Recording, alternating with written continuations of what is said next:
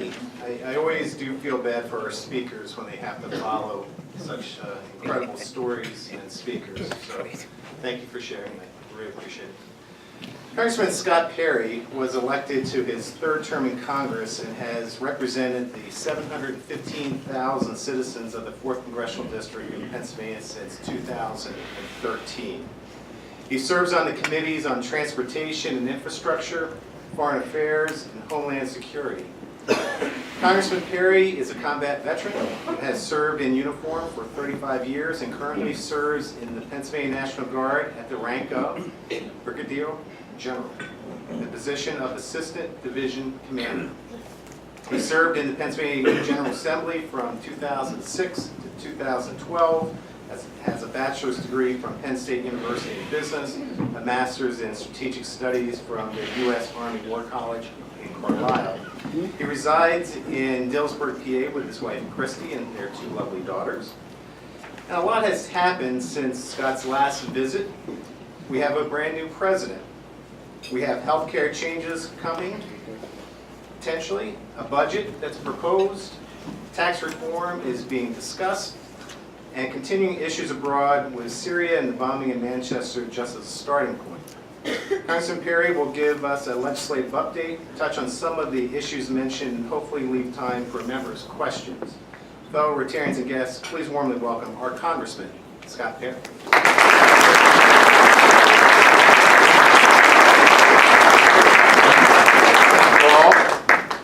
Mr. President Patty, thank you. Wow, the 24th largest Rotary in the country.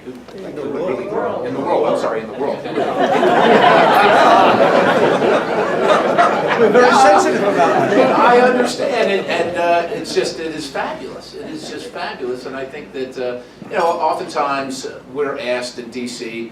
where the conference can come to meet and so on and so forth, and I always make a plug for us. I guess we don't have a big enough venue with security and so on and so forth, but there's a lot of history here, and there's a lot of treasures here that people in Washington D.C. and the world don't know about. Speaking of the world and Rotary, just want to commend you on the worldwide polio eradication effort that Rotary has embarked in with the United States government.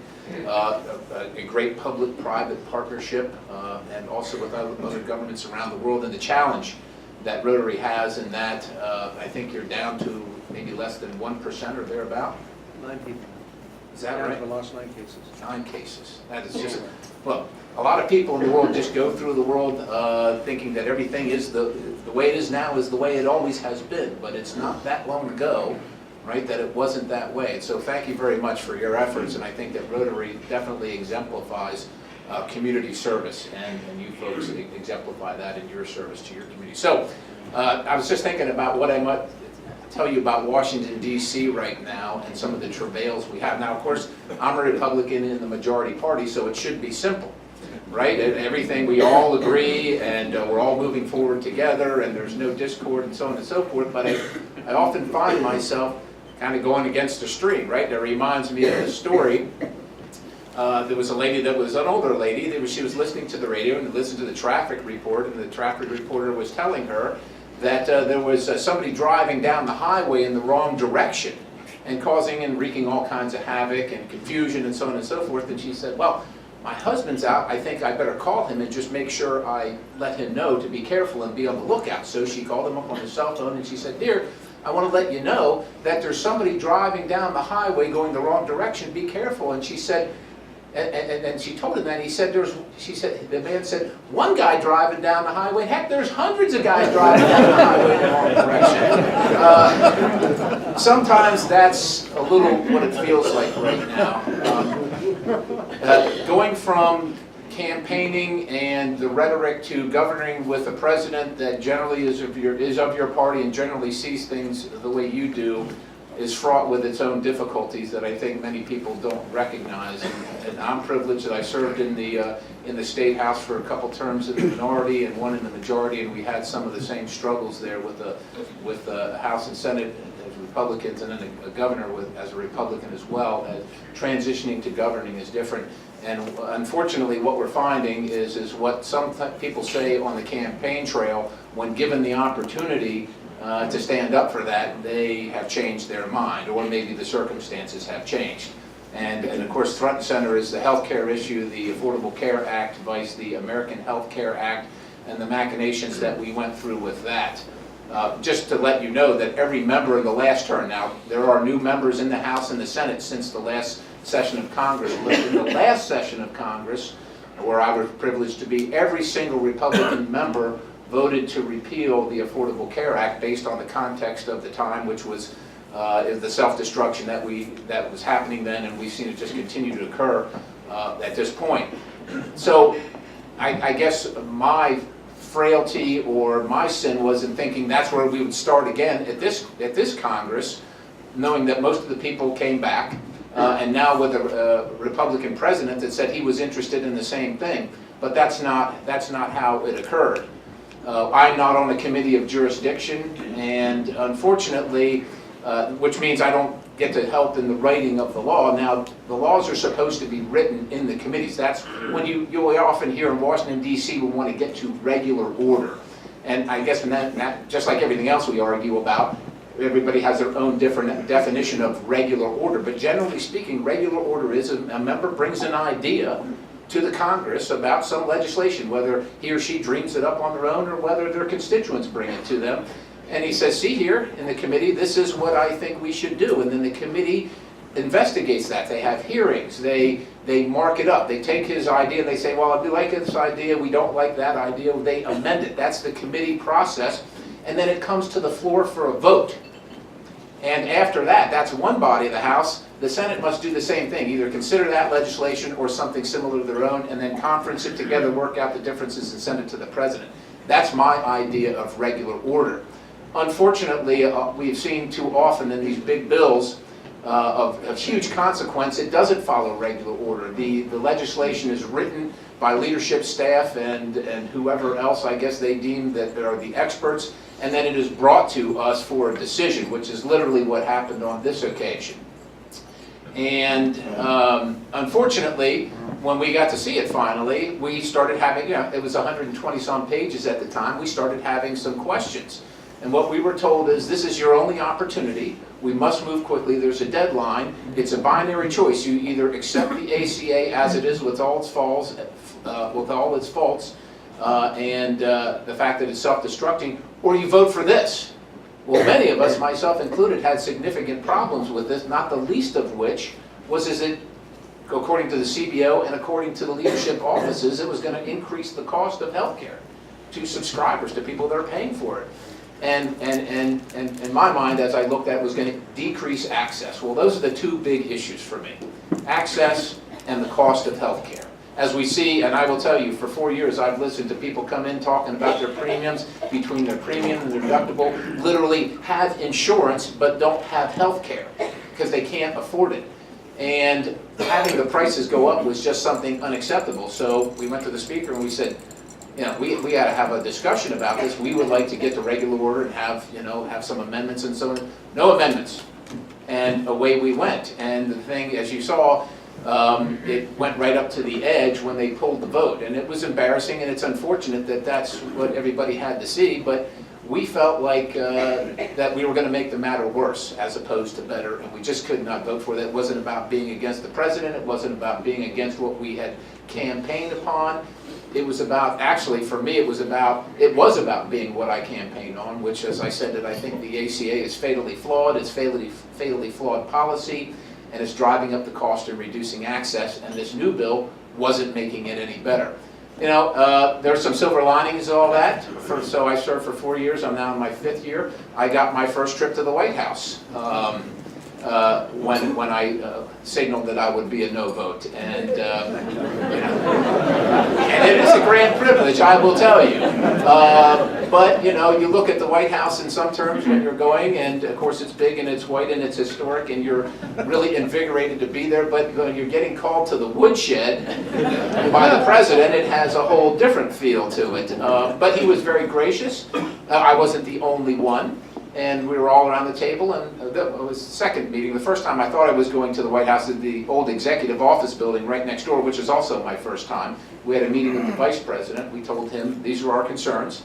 And then nothing changed, so I ended up a day or two later with the president, and we told him of our concerns there as well. Now, you will probably know or have heard of this thing called the Freedom Caucus, of which I am a member, and you will, I want to talk to you a little bit about the news and information that we receive too these days, but you will hear all kinds of things about the Freedom Caucus. I, as a member, as one of the people that were there when it began, will tell you the two things that you need to agree to serve in the Freedom Caucus. You don't have to be conservative. You don't have to be liberal. You don't have to be Republican. You can be any of those things. You have to agree to vote against the rule, right? And I will explain that to you. And you have to be able to get to yes. Those are the two requirements to be in the Freedom Caucus, regardless of whatever else you've heard. Now, voting against the rule. We establish rules in Congress at the beginning of every session. Here's how the bills are going to run. These are the rules for debate. These are the rules for amendments. Oftentimes, leadership, when they want things to go a certain way, will change the rule to keep people from participating to a certain extent. Or, what's even worse is inject policy into the rule. The rule is the administration of the process. It's nothing more. Policy is not, policy is the bill, right? That's what we vote on and say, you know, we're changing the policy from this to that, so electors and citizens can know what we stand for. Well, oftentimes they'll inject policy into the rule. The Freedom Caucus is a policy-driven and administrative-driven organization. We want the fidelity of the administration to be correct. We all want to participate. We'll vote yes or no on anything and stand and be counted, but it should be fair. Don't put it in the rule so that when the citizens see, well, Perry voted for a rule, but he voted against the bill, nobody knows what that means, right? They just look at the bill. The bill says, voted to repeal the Affordable Care Act. Well, what's this other stuff in the rule? You will never know that, and you will never see that. And that's why it's done that way by design. So we're opposed to that. So we went to see the president, those of us in the Freedom Caucus, and said, look, we have got to see what we can do to drive the price down and increase access. And we told him the things that we wanted. Now, we had a whole list of things that we started with, and we negotiated down to just a couple. And you will hear that the Freedom Caucus guys moved the goalpost, right? You know, the kicker goes to set up to hit a field goal, and the goalpost moved further away. Actually, we moved the goalpost closer to it. We gave up this, and this, and a whole list of things, and settled on just a couple things, which essentially was waivers, the state's ability to waive some requirements at the federal level that are required by the federal level. And that I saw as a means to driving the cost of care down. Now, almost everybody, you will also hear that the Freedom Caucus stopped this thing up. There are two groups generally in Congress. One's called the Freedom Caucus and the other's called the Tuesday Group, both in the Republican conference. Both of them had people that were no on the bill. The Freedom Caucus, I think all but two eventually voted for the final resolution, because you remember, you got to be able to get to yes. You have to, that's part of being in it. The Tuesday Group, a whole handful, and I think their membership is much larger than the Freedom Caucus, voted no on the thing. And while the bill is imperfect, the one that we sent to the Senate, we knew that this is as far as we could go with our conference. You know, there are 235, 240 Republicans in Congress, and it's hard to get everybody to agree on the same thing. So when you get close as you can get to, you got to say, all right, this is as good as it gets, and it's not perfect, and I need to go and explain to folks how I got there and why I was a no, and how I became a yes, and that's what occurred there. So we moved it on to the Senate, and what you're seeing now in the Senate is the leader saying, well, I don't know where I'm going to get the votes, and they're trying to thread the needle on this thing called reconciliation, which only requires 51 votes. Normally the Senate requires 60, which is a whole other discussion, right? But under reconciliation, it's a simple majority, 51. They figure they can lose 2 votes, and it's probably between Rand Paul, Senator Rand Paul, and Susan Collins for different reasons, and push whatever they get through the Senate, and then have this conference committee, and then send something to the president. Now you will see the president recently sent out a message saying that they ought to stop the filibuster rule and go to 51, which wouldn't change anything for health care under the reconciliation bill, but it will change things for other things like the tax bill, unless we can do that under reconciliation. Again, 51. I will tell you, now this is my opinion, the Senate might disagree with me, but this filibuster rule as it's currently used is unfortunately government's supposed to move slowly, right? We're supposed, that's the way our founders designed it, to move slowly, but not to not move at all, which is what's happening now. One person in the Senate can say they object to moving the bill forward to cloture, and it stops. One person. They don't have to go to the floor and stand and filibuster. They can just say, I object, and go to lunch. And that's what's happening right now. And it is my opinion, unfortunately, that whether it's by design or by happenstance, that the current way the filibuster rule is being used is to protect senators, Democrats and Republicans, from having to vote for or on anything. We understand that these are difficult choices. We get it. But we need to know where you stand, and we need to move forward. Right now, in the whole country, 1/3 of the country has one provider under the ACA. Maryland, our state to the south, just announced this next year 58% increase in premiums. That is in a 2-year span, 100% increase. I mean, it is. You've heard the news of Aetna and major insurance providers just walking away. Iowa, I think out of 99 counties, 95 had no insurer on the exchange. This, unfortunately, is a failed policy. It just is what it is. It's not my facts or metrics. It just is what it is. So now, walking around the room, I know a lot of people want to talk about a lot of different things. Before I take some questions, I just want to talk to you a little bit about public discourse and how you get your information. And I will tell you, as I guess I think of, I'm getting to be an older guy now, and but I don't really remember it being quite like it is now. When I'm talking about our public discourse, and I would hope that all of us are alarmed at the things that we see and hear as commonplace, and I think it's important as service members, which you all are. You serve here with Rotary. And community leaders is to maintain a standard of decorum that's respectable, even though we may disagree, and we will probably disagree on some things. My wife and I, we never had a disagreement until we had kids. And now it's a daily occurrence, unfortunately. But we still love each other, we care for each other, and this is our country. And that should be the same for us in our country as well. And I would also talk to you a little bit about how we get our news and information. I guess it maybe always been this way to a certain extent, but maybe not to the level, at least from my perception. It's almost like we are choosing our own propaganda depending on what we believe, right? And that is news and information, but it somehow is tainted with a direction or a message that maybe when I watch it, I want to see. And I would just encourage you all to, I just tell people, multi-source your information. And that means not just different channels on the television. That might be periodicals, that might mean blogs and things that people post, and it might be talking to other people. And I know that more recently I have talked to a lot of people that have just turned off the television, have stopped watching the news because it affects their mood. And I kind of get that. And that is a sad state of affairs, I think. We all want to be informed, and we all proceed with less than adequate information. But these are big, big decisions that affect every single one of our lives, affect our country, and we have to be informed so that we can do the best we can. Sometimes I think that we're being led a certain direction by certain folks, and we got to just guard ourselves against that, especially people like me, but not only people like me. You are community leaders, and you talk. I do my best to make the rounds and make sure I hear from as many people I can to hear what's important to them. So, on the docket, we've got tax reform. Healthcare had to go first. Congress can walk and chew gum at the same times, but it's difficult sometimes. It's all about the money, unfortunately. The reason healthcare came first is because if you're going to do tax reform, let's talk about tax reform.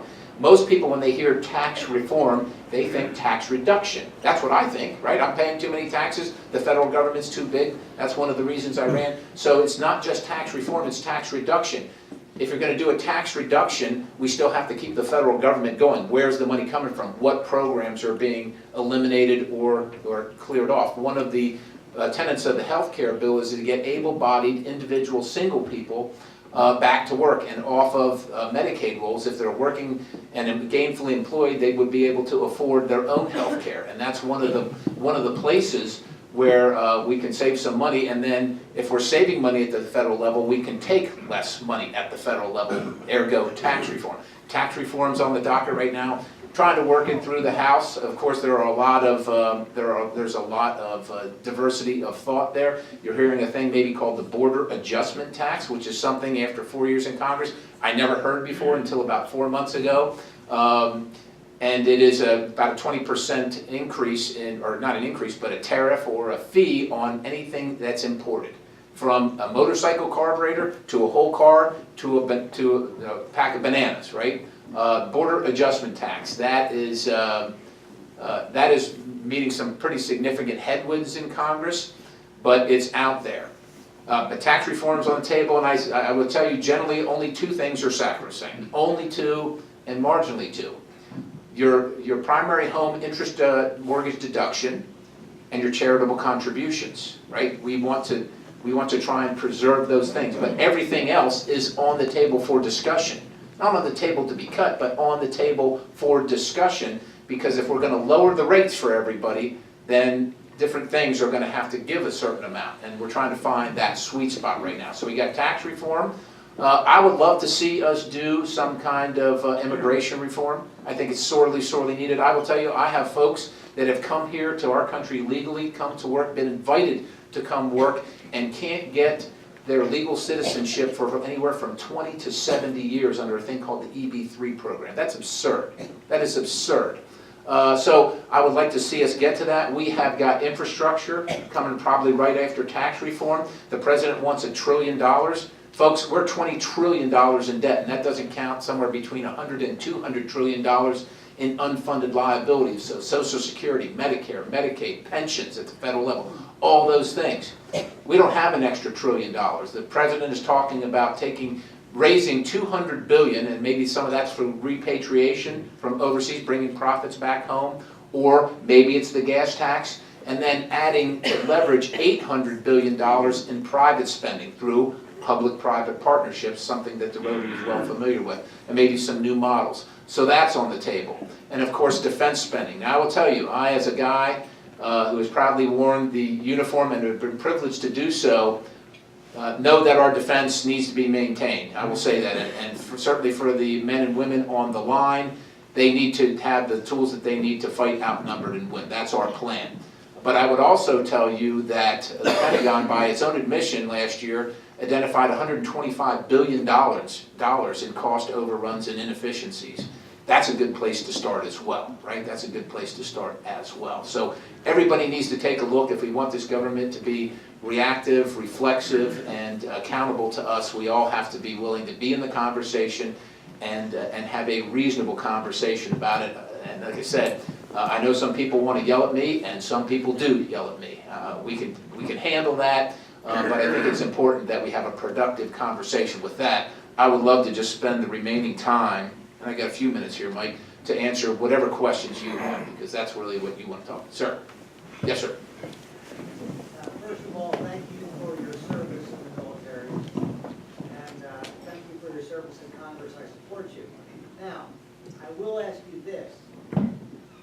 How do you consciously vote for a bill, any bill, be it health care or anything else, that exempts yourself from following that law? In other words, how does anybody put in a bill that says, as a congressman, I don't have to be subject to this particular law? Can I clarify, sir? So the question is, how do I, in clear conscience maybe, or sleep well at night vote for a bill that exempts Congress or myself? That's generally the question. Are you talking about the current bill, the American Health Care Act, or the former, the Affordable Care Act? Well, I'm not sure if that's in both of those acts, but I know that many bills come down that exempt congressmen. Okay. Of all the bills do, I don't have. Okay, so let me just clarify something here. First of all, if a bill exempts Congress, I'm not voting for it. Okay, so that's number one. Number two, the Affordable Care Act did exempt Congress. As a matter of fact, it exempted the federal government, save for a Senate amendment that included the legislature, not just Congress, but also the Senate. Now, there were some provisions under the previous administration that allowed Senate staff leadership and other leadership positions to say, see here, this is not my employee, this is an employee of the federal government, and exempt those people. I sent, and Bob, my district director and deputy chief of staff is right here, much to the chagrin of my employees, I sent them a letter and said, no, we will be bound by the law of the citizenry, and we will be bound by the ACA. So the Congress, believe it or not, of any federal jurisdiction whatsoever, whether it's the IRS, the Department of Interior, the National Park Service, the Congress is the only federal body that is encumbered under the same rules of the ACA as the general public. It is the only one, not the executive branch, not the judicial branch, not anything else, just the Congress. As far as the American Health Care Act, because of these rules of reconciliation to require the 51 votes, we could not make that bill part of that legislation. So what we did was, immediately before we voted on that bill in a separate bill, we said that Congress will not be exempt from the American Health Care Act, and passed it right in conjunction with the American Health Care Act, so we are not exempt, just so you know. Sir? Beyond providing basic safety net healthcare assistance for the needy and insurance company regulatory reform with regard to healthcare, how is it that the Republican Party fell into the trap of accepting the premise that healthcare is a right? Okay, so if I can just re-clarify or restate your question so everybody can hear it. The question is how did, at the federal level, the Republican Party accept the premise that health care is a right, and other than taking care of the adversely poor, et cetera? Is that generally speaking correct? Right. So I think what we have is a difference maybe of opinion among people when people say, well, do you believe health care is a right? Well, I actually believe health care is a moral right. It is a personal right. I should have the ability to take care of myself and get as good a health care as I can afford, as I can find, as I can have access to. And while we're all our brother's keeper, if we see somebody that's in need, we should do that. That's a moral right, that we should take care of the people in our community. The question really is, and where it kind of burns down, is this is the Constitution of the United States, right? It's not listed, it's not enumerated in here, and I know that upsets some people, but unfortunately, all of us that serve take an oath, not to the president, not to our districts or our party, to uphold and defend this thing, the Constitution of the United States, and that's where we struggle with the difference. The public discourse has determined that the federal government should be involved in healthcare, where 8 years ago, except for a regulatory circumstance, it really wasn't.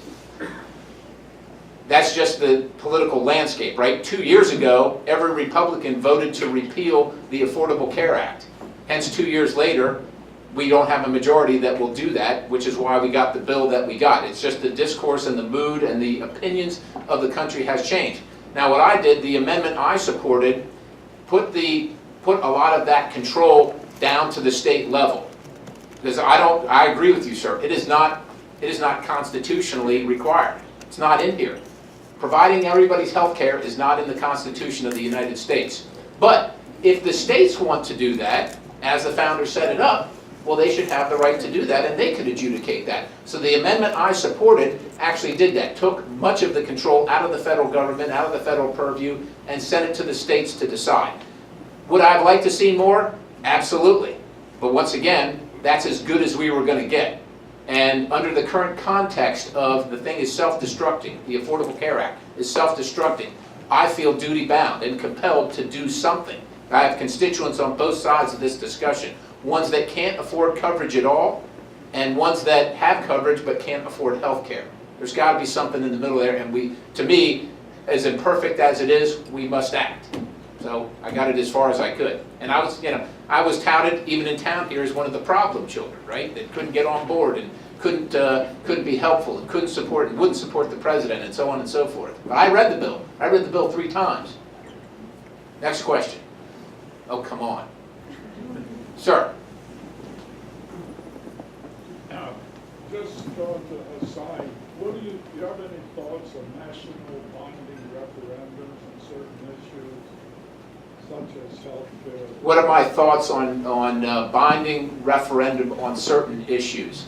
I suspect We have a representative republic. We don't have a direct democracy. And while I think at the state level, some of these things are different, like recall and referendum at the federal level, I'm not sure that they're always meaningful and in the best interest as we receive information and so on and so forth. We have representative government for a reason, and I'm not sure in all cases it would be appropriate, but I think in some cases it could be appropriate.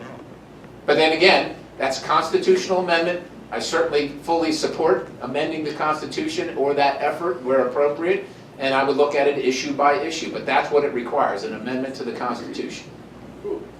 Mike? Why don't we shift overseas? Yes. What do you want to talk about? Syria, Russia, Manchester. Syria, Russia, Manchester, small items, 15-second conversation, right? Syria is a civil war where there, in my opinion, are, it is very difficult to determine who could be on our side. I am very concerned about arming anybody there. We have a political concern with arming the Kurds, as some of the Kurdish groups are seen by Turkey as terrorist organizations. I would also say this: the government of Turkey is changing, and their view of the world is changing, and I think that our view of Turkey and our relationship with Turkey needs to be considered. I would just say it like that. The people of Turkey, I have many good Turkish friends, and believe it or not, if you don't know, we have a large Turkish population in the area. They're wonderful people. Generally speaking, the ones that I know are obviously support their countrymen and women, but have very grave difficulties with their leader, Erdogan, who, under the most recent action over there, essentially made himself a dictator. So I think we have to proceed cautiously with Syria. We have to proceed very cautiously, not to get too embroiled in that. It is a civil war. At the same time, I am concerned and I am disappointed that after 60 years of policy, the United States government allowed Russia back into the Middle East. They have a base there. I understand they want to preserve that, but they have much more than a base there now. They have a base of operations, and they're influencing Middle East policy and Middle East relationships, where for 60 years, the West and America in particular were able to keep out totalitarian and communist overtures out of the Middle East. So I'm concerned about that. I remain concerned about Russia. Russia is a strategic adversary. Again, once again, having served with Russian soldiers, the average Russian citizen, is probably much like you or I. They have dreams and hopes and desires, and they just want the best for their lives. However, and that's a big however, their leadership sees the world very differently, and America and the West needs to be ever mindful and never, well, just to use Ronald Reagan's axiom, trust but verify, or Perry's axiom, verify and then trust, right? I think we can do a lot of things economically to keep Russia in check. Remember, we had an agreement with Ukraine when they disbanded their nuclear program to help and protect them. And you can see what the Russians did with Ukraine, and Russia's got its eyes on the Baltic states, and you can see that there's movement afoot there finally by the West and by NATO. NATO also needs to step up its activities and its funding to protect itself, and America can't do it all. We're $20 trillion in debt, folks. With Manchester, it's just horrific. And look, the people in Manchester they're wonderful humans, and there's young people and older people that have their lives cut short.